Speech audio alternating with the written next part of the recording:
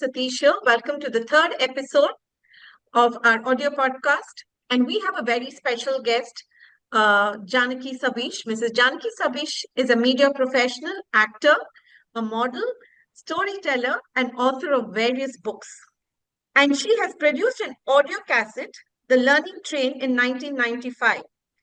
And also a very good actress, which many of you all would remember her for the movie, the very famous movie, to just name a few, is Minsara Kanavu, Jeans, Singham, and Gilly.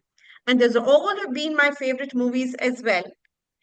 And for the passion that she has in storytelling and also working with children, she has won the Best Children's Book Award called at Jural in 2023. That's called Parties Rasam, along with her daughter. And there, even the whole family looks like, they're all together and, working for the same cause, working with children. She's a trainer, a facilitator, and a visiting faculty at Great Lakes Institute of Management. So, ma'am, it's a warm welcome to you. And today we're planning, our focus has been more on the kind of work that you're doing on storytelling. And just to start off with, ma'am, so with various professions that you've had throughout, and then you have everything, you will have a story to tell, from being working in the media, from the professional of being a model in various advertisements, and then coming out as an author. So, how did this passion of you bringing out the storytelling that is just evolved around? And if you could just share some thoughts around that. So first of all, Dr. Shanti, thank you so much for inviting me to be a guest at your podcast. It's truly I think it's a great experience for me, and to also, reach a wider audience through your channel. Storytelling, I think at the core, I've always wanted to be a storyteller, but I didn't know there was something called a storyteller, right? I always wanted to be a teacher, always dreamt of sharing my thoughts. And I think as I transformed myself from a child, as you grow up into an adult, you realize that what is core within you will never disappear. And it will always come back and, push you to go and embrace it. And so I think when I, said enough of a corporate job, which I had almost for 25 years, I quit in 2019. I naturally gravitated towards storytelling, because I thought that is the one thing that I wanted to. Let me tell you that maybe I was a little greedy, because I wanted instant gratification. Because when you tell stories, especially to children, you get immediate reaction. It is either a yes or a no. They like it, they don't like it. So for me, I think it was very, very a natural progression towards storytelling. But I think at the core, I have always wanted to, because I always wanted to share. I always wanted people to listen to what I was saying, but I didn't realize that it would all come together in a circle and put me into this beautiful space where I'm known as a storyteller. Oh, lovely. That's so nice. With the kind of experiences that you've had in different spaces, I think you will have a lot more to tell, and especially a few of the things that I've seen, the expression on your face and the kind of, when you have to tell a story, it's just not sitting. Even the music that is involved, the movements of your body that is involved is all talking about it. So that's the most beautiful aspect, I think, that you brought in, especially that makes a lot of difference to people and especially for children as well to connect. Here, that actually brings me to the next question, that is like, we have technology that is being emphasized so much. But of course, and people say, yeah, you need to use AI, you need to do this. Somewhere we forget about our own stories, the way we want to make our own identity. So, do you think there is going to be a sync between both of them, or what's your thought about storytelling? especially Um, with children also using technology so much. Yeah.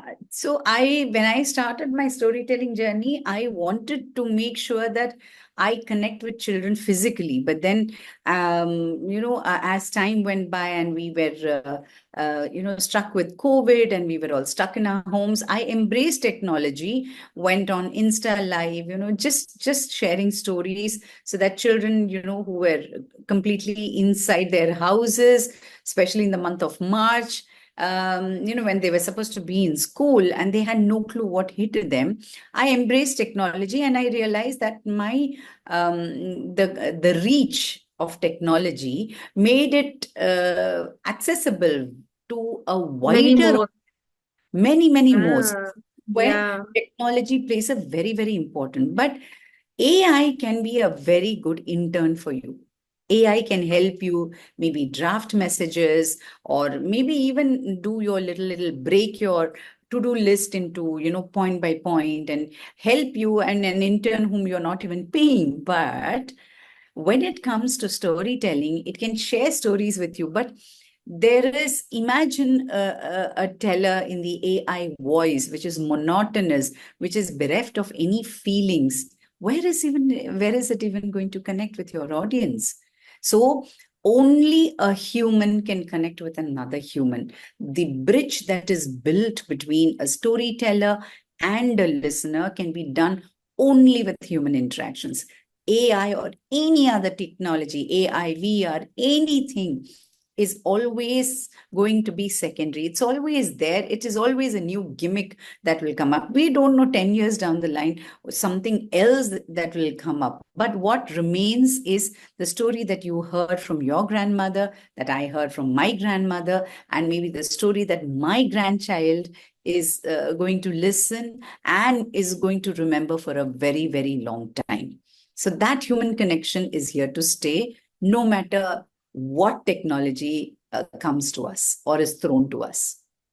absolutely, ma'am. I totally agree with you. And this just reminds me of my great grandmom. Those days we used to have these comics, Yeah, and with all those pictures in it. And my grandmom was not a literate, great grandmom, right? So she correct. was already in her 70s and 80s at those days. And Mm, we only used to have those specific days of TV programs and things mm, like that. So she used to want to tell us the way of storytelling. And mm. what I realized is she used to just glance through those pictures and understand the story.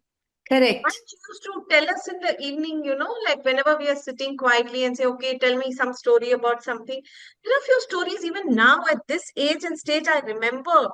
I don't know if you remember, know this story about Nallatanga and all that, where she used to have her brother who was very fascinated to bring up her sister, and then, she was married off, and then she came back to visit her brother. She was ill-treated, so something like that. So she used to tell those stories in the way of telling.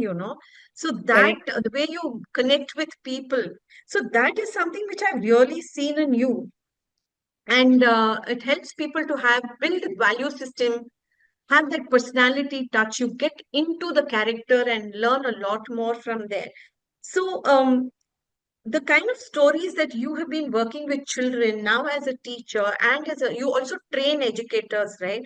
Yes, So yes, do I. you, so yeah, so can you just throw some light into how educators need to, use storytelling as a part of the curriculum that they teach, or how does it impact, maybe with few more examples that could actually you could just recall, so that would be a great learning space for all of us. I will share an example from my one of my storytelling session, and Okay. connect that to maybe what the impact that educators have on children without them even knowing. The Yeah. impact that they have is very, very long term, and it's very, very important that they understand and they realize what a valuable contribution they have in a child's life, in a career path, because they, especially in elementary and primary, that's when they start, that's when the foundation is laid. So in one of the sessions that I was performing at a place in Chennai, I had this little boy and mom. They were quite early to the session. It had not yet started. started. And suddenly the mom with a very shy child comes to me and says, "Ma'am, my child has 3 questions for you. Can we ask at the end of the session?" I said, "No, we have enough time. Please share." So the mother did not want to forget. So she had actually written it down. So the first one was, "Are you going to perform only Tulika stories?" Means Tulika is a publisher. So I'm Yeah, also an author with yeah, them.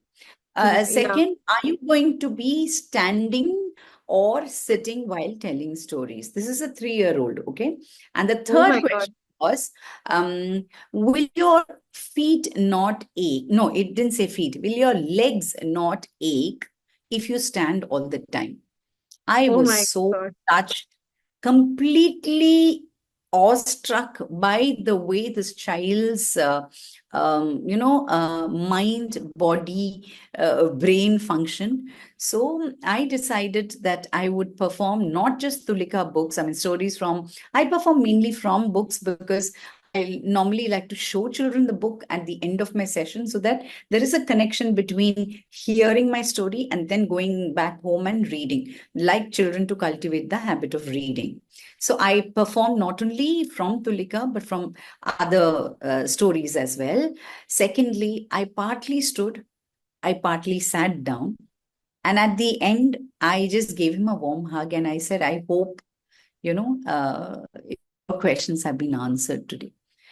An impact that a storyteller can have in a child when she meets him only, say, once or twice a month, or maybe once in 2 months. But imagine the educator who meets the child every day for almost 10 and a half months regularly. The child is absorbing like a sponge every single thing. So if the educator can feel the story, become the lion or become the mouse, show empathy like a monkey who's stuck somewhere, or a monkey comedy like a monkey, and the crocodile, bring out those emotions. It will, the children will be able to see the story and they will connect with those emotions. You don't have to tell children, you don't have to over explain. I never over explain, I never share morals of the stories. That's not my style at all, because I feel children have to be given their worth. They already know. You don't have to say, "And that is why I told you this story, and that is the moral." No, you don't need. The Oh, children are so, so clever. They are so into the story. That's why I keep telling, it's one of my own quotes where I say, "A story told from the heart will always reach more hearts." Because you have to be convinced, you have to own the narrative. You have to own the story. yes, You have yes, to become the yes. lion. You have to become the mouse. You have to become the old woman. You have to become the old. So, what I do is I take all the, when I share my learnings with educators, I take and I draw in from my experiences as an actor, as a theater artist, as a voice artist, and I throw it to them. I give them this entire canvas and I say, "You choose now. You don't have to become me. I can't become like any other storyteller. This is my style. I throw Yeah, this to you. You take whatever is, if I go and see an actor who's doing so well and I say, I want to become that person, that's wrong. I cannot become that person. I can take in certain nuances and say, why don't I try something like this? I tweak my acting. And that is why I'm good at comedy. That's because I yeah, love comedy. And I'm just like what you see on screen is me. I am not something else. I'm absolutely. not somebody else at home and somebody else on screen. Of course, characters are different. So, to come back to your question, yes, I love sharing all this with my educators. And whenever, I mean, I have a session coming up next week to another bunch of primary. And, I love the facial expressions at the end of it saying, "Ma'am, this is so simple and this is so easy." Exactly. It's Yes. actually no rocket science. We just need to put our heart, mind, body, soul into it, and it's not a job. It's something that it's invaluable for children that you're doing as an educator. Very nicely put across, ma'am. That's amazing. Actually, the way what you were telling me is this, it just drives me to the next question, of course. It tells like, see, you were saying, Because many of us tell a story and we want people to take something out of it. Oh, you know why this is being told. And though we may know there is some reason behind it, why we're telling, but it's not necessarily that somebody else has to. So let them pick what they want to pick and how they True. want to, develop their own personality. So the way you tell a story is a way where people resonate. So what are the few tips or few components a person should have in mind when they want to do a storytelling? It could be as a professional that they want to talk about their experience, or as a facilitator, because many a times we are very excited to go and talk about our experience and then put it across and say this is how there's no right way, but people learn from you, right? So what are the few components which you should think that when you are storytelling, which a person should be very mindful about? So, first of all, you have to believe in yourself and you say that, yes, I am a storyteller. All of us are storytellers, but Yes. some of us use it for our own personal reasons, or some of us use it as embrace it as a profession, like what I have done. But you have to start somewhere, you know. So, you start your storytelling journey by believing that you are a storyteller and you trust. You trust the process. Now, if I have to share a story, even with you or with a set of audience, I have to live with that story for some 2 to 3 weeks. The story has to become a part of me. I can't do a story like I have a session tomorrow, I read a story, I cannot perform tomorrow. Because for me, my stories, I have movement in my story, I have facial expression, I have songs which are hooks, songs which I write myself, which I get Wow. it composed, you know, by my husband or whoever is, you know, willing to give me their time. And because for me the songs are always a hook, because the song lingers on, it'll be like a hook. But you have to also own the story. If you don't believe in the story and you're trying to tell the story, the audience will know. The audience will immediately know. So you You don't own the have the story. connect. So yeah, absolutely. And then you say a few things, maybe a little repetitive, maybe then you engage with the audience. I always engage with the audience. There's a lot of humor when I'm talking, when I'm sharing stories, but and I also engage with the parents. My stories are Ah, not just for lovely. children. I Yeah, yeah, always believe that children's books are not just for children alone, it is for adults, because we can pick up so many kuti nuances from there. And at the yeah, end, we need to stay young in our trend of telling. You know, if there is something that I can tweak my story. So I have to believe in the story. I have to practice. That is something that people, it is very underrated. They say, oh, it's just storytelling. It's not just storytelling. It's an art by itself. It's an art form. It's not yet recognized as an art form, but it is a huge art form. Storytelling in Bharatanatyam, storytelling in music is there, but storytelling as storytelling is the most beautiful, art form that anybody can embrace. And there is no age limit. Anybody can embrace it at any point of any time. age. Yeah, Yeah. yeah, very So true, these ma'am. are the little tips. And if you're good at something, then keep at it. If you're good at music, then weave in your music. If you're good at poetry, weave in a poem. If you're good at mimicry, use that mimicry too, but then don't overuse it. This is the Yeah, another problem. It's like, some of us, when we get a mic, we don't know where to stop. We all have to absolutely. be very mindful of the time that we have. And if Yes. I have three stories, I have 45 minutes, I will space it. One story might take 20 minutes, the other story might take 15 minutes, the other story might take just 10 minutes. But I have to be mindful of the fact that the audience is going to be there only for 45 minutes. So I need to space it out. I need to make sure the audience is in a zone of listening. So maybe I do some of warm up activities, I engage with the audience, I ask them questions. Yeah. These are the little tips that they can use as a storyteller to engage with the audience. Wonderful, wonderful.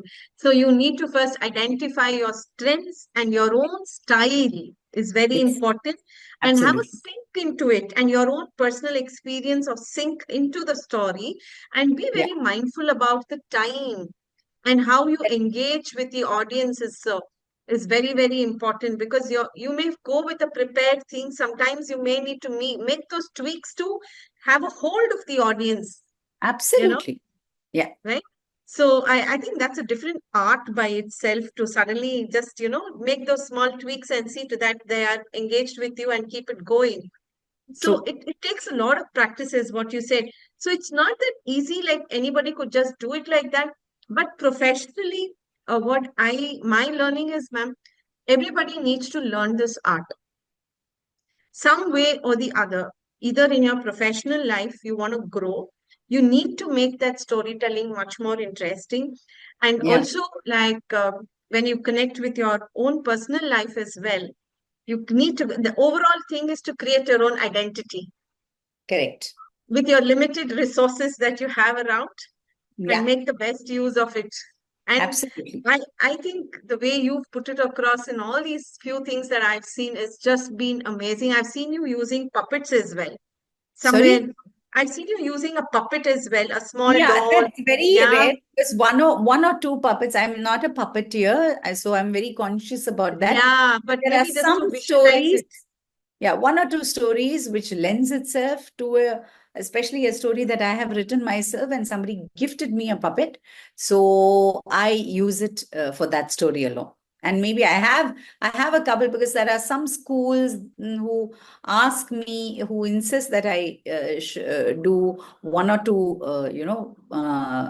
maybe engage with puppets as well. So I That's take the out time my you use puppets it. and yes, yes. Yeah, yeah, yeah. So the thing is, ma'am, like I also wanted to ask you, which takes me to the next question of saying, you said there are a lot of emerging trends and movements Mm, that you need to have. Because as mm, we spoke about technology, we spoke about being yourself, about mimicry, what understanding your own strengths.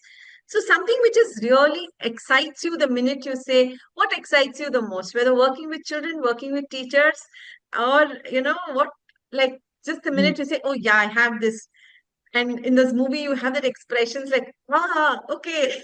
So something like that, which really excites you when you talk about storytelling. I mean, the answer is very clear for me because children are absolutely transparent, they're innocent, so they just give it to you, I mean, they have no filters. So for Yeah, me, engaging with children is definitely on the top of the list.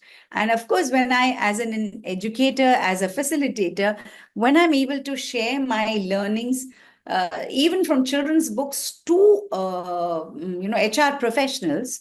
It's amazing how they are able to connect. So I take children's books, I take some key learnings from there and use it. I used it in a master class for HR professionals, and they all became little children, but they were able to understand concepts. See, it's no rocket science, but sometimes you just need to make those to connections, and make that's those, where, yeah. yeah, that's where children's stories become a bridge. But for me, engaging with children is definitely on top of the list. But in storytelling also, ma'am, do you see this cultural fitment that comes in, right? Correct? Children coming from varied backgrounds. So do you also look at various I mean, the kind of changes that you do, understanding the background of the kids? Yeah, I do a lot of research on not just the kids, but also the language that I will be performing. There must be a Rajasthan centric story. Then I go to that place, I do a research. I have friends in Rajasthan, I'll call them, ask them for a few keywords. Same thing, West Bengal, Odia, whatever. I try and do research. It's not just a story. For me, it is a full cultural bouquet that I'm presenting to the child because I will also try and teach them because I'm also learning that language. I'm also learning that song. And I just love when I share it because children are very, very adapt to these kind of stories, and they immediately are able to recall and recollect and sing, oh, I actually sang a Bengali song. And they'll tell me when they come to another session maybe years later, and they'll say, I still remember that Bengali song. So it is Yeah, very nice. I it's mean, a you need to beautiful connect with process. their culture. So this Yeah. reminds me of one of the project that you had this called as Golpo Yeah, that's my initiative. I call it Golpo initiative. Tales. Yeah, but Yes, I yes. just call it Golpo Tales. I'm a solopreneur. I mean, I'm the only one in my initiative, but I like to, I wanted to give it a name, so I called it Golpo. Golpo means story in Bengali. I grew up in Calcutta, so that's the name Yeah, I. yeah, yeah. So you've grown up like studied in Bangalore for some time, then you moved to Calcutta, then you've to been to Delhi. It's all like all around the place. Yeah, So, all ma'am, round, all round. all around, right? So, Yeah, I so never yeah, ma'am. stayed in Bangalore. I was just born in Bangalore. That's all. Okay, okay. So this comes to my last question is, what is one of the most important lessons that you have learned through storytelling? Because you've connected to women, you have connected to educators, HR professionals, everything. So what is an important lesson is that you take it as a takeaway for you. Even after we tell stories, we also have a lot of takeaways personally, which is something which is Yeah, yeah. really, yeah, so maybe So, women-centric. I yeah, women centric. I've been doing a lot of. I very recently did something for the Girth Institute, where it was a long night of poetry followed by a monologue. Basically, there were a lot of stories in the past that were told for us, but now it's the narrative is changing, and we are telling stories. We are telling stories, so we are sharing new perspectives. So I have. I have done monologues called The Other Sita, where I share a very different perspective on what if Sita had friends. It's hugely inspired by a book that I read, and some of the various literature that I have read, and I have also tried to. Sometimes when I share, like, it's a small piece that I wrote when my mother moved on, and it's called the 4 p.m. coffee call. And Wow. it's a very 10-minute monologue, that's all. But the moment I finished narrating it, I was also emotional. But I saw in that room so many women, getting emotional and saying that, one of them said, I'm just going to go and call my mother. See, you never share as a woman. It takes a lot of courage for them to share their personal stories. But now I see that more and more women are there, whether it's on Instagram or whether it's, but for me, it is that little intimate space that I hold monologues in, where I just share a story and just leave it. It's the space that, connects people, and then they say, oh, I'm just going to listen, and suddenly they are sharing. So I see Ah, that women have started. It could be something as simple as a relationship that did not go right, and I talk about it, and I talk about a real story, and that triggers off an emotion, and people in that room, at the end of it, you feel very liberated because it is out of your chest. You've been wanting, and you don't realize that as a woman, you don't share that easily. You are yeah, always, yeah, you always have a trust issue. You have a, you wonder that, it's all about WWPS. What will people say? We are overthinkers, and we will always go on to the men. Don't have that, right? They keep sharing. I mean, they don't overthink, they don't realize, they just talk. But women, we are very, very sensitive. We are also very closed sometimes. And I think for a woman to be liberated, she needs to listen to more stories. And I have done another performance called Agni. It's again written by a woman, Pravina. It's a beautiful story. And I have had such amazing reactions, the way people receive the story and the discussions that follow. It's not just about the story, it's about what happens after the story. We all sit, yeah, we reflect. Sometimes you need 5-10 minutes after the story. You can't immediately say, "Oh, okay." It's not like for children, it's like, I like the story, I didn't like the story, whatever. But for women, especially when it is heavy, when it is something that has stirred a chord in your own life, in your heart, it's done something, you need that 5-10 minutes, and then you're ready. And it's like, yeah. oh God, I thought all this was happening only to me. It's happening to I everybody. know it's happening to everybody. Yeah, yeah. It's not Very like a true. WhatsApp group. It's real.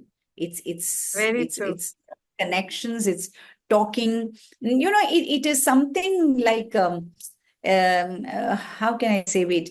It's like a warm cup of chai.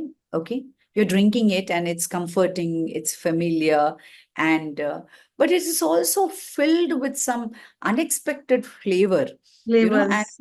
that linger after a long time. You You'll don't say, oh, allow the taste to go out immediately. yeah, You hold on, and you stories will are try like to that. recall it.